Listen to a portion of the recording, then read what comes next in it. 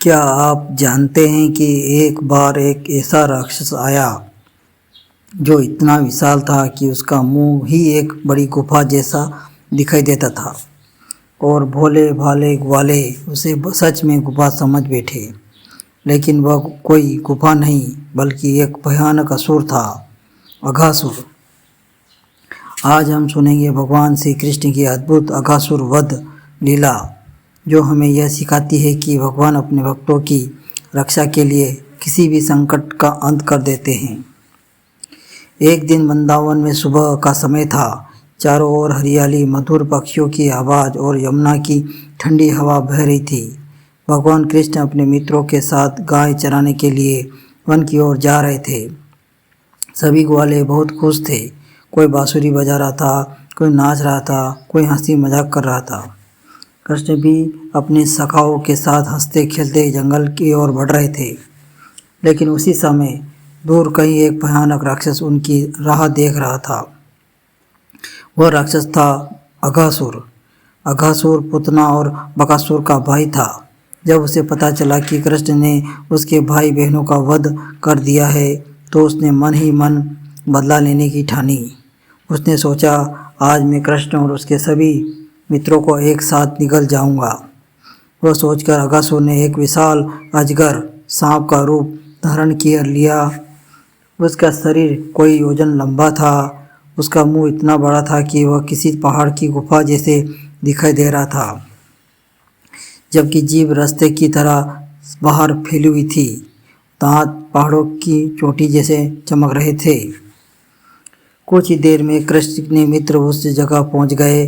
उन्होंने उस विशाल खुले मुंह को देखा और आश्चर्य से बोले, अरे देखो, ये कितनी बड़ी गुफा है। दूसरा ग्वाला बोला, चलो अंदर चलते हैं, शायद अंदर कोई नई जगह दिखने को मिले। कुछ बालक ने कहा, अगर ये सच में कोई राक्षस हुआ तो, लेकिन हमारे साथ तो कृष्ण है, हमें किस बात का डर। ये कहते हुए सभी ग्वाले हंसते खेलते उस गुफा जैसे मुंह के अंदर चले गए।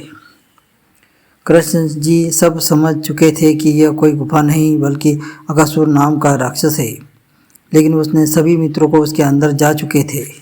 अब कृष्ण ने सोचा, अगर मैं बाहर रहा तो अघासुर मेरे मित्रों को मार देगा। मुझे अपने भक्तों की रक्षा करनी होगी। यह सोचकर भगवान कृष्ण ने उस अजगर के मुंह में अंदर प्रवेश किया। जैसे ही कृष्ण अंदर पहुँचे, अघासुर का बहुत खुश हुआ। उनके तुरंत अपना मुंह बंद कर लिया। अब कृष्ण ने अपनी दिव्य शक्ति से प्रयोग किया। उन्होंने अपने शरीर को धीरे धीरे इतना विशाल बना लिया कि अघासुर का शरीर फटने लगा। अघासुर का दम घुटने लगा, उसकी आंखें बाहर निकल गई और अंत में एक जोरदार आवाज़ के साथ अघासुर का प्राण निकल गए। जैसे ही अघासुर मरा, कृष्ण अपने सभी मित्रों के और बछड़ों के सुरक्षित बाहर निकाल आए। सब वाले ऐसे ही बाहर आए जैसे उन्हें कुछ वही ना हो।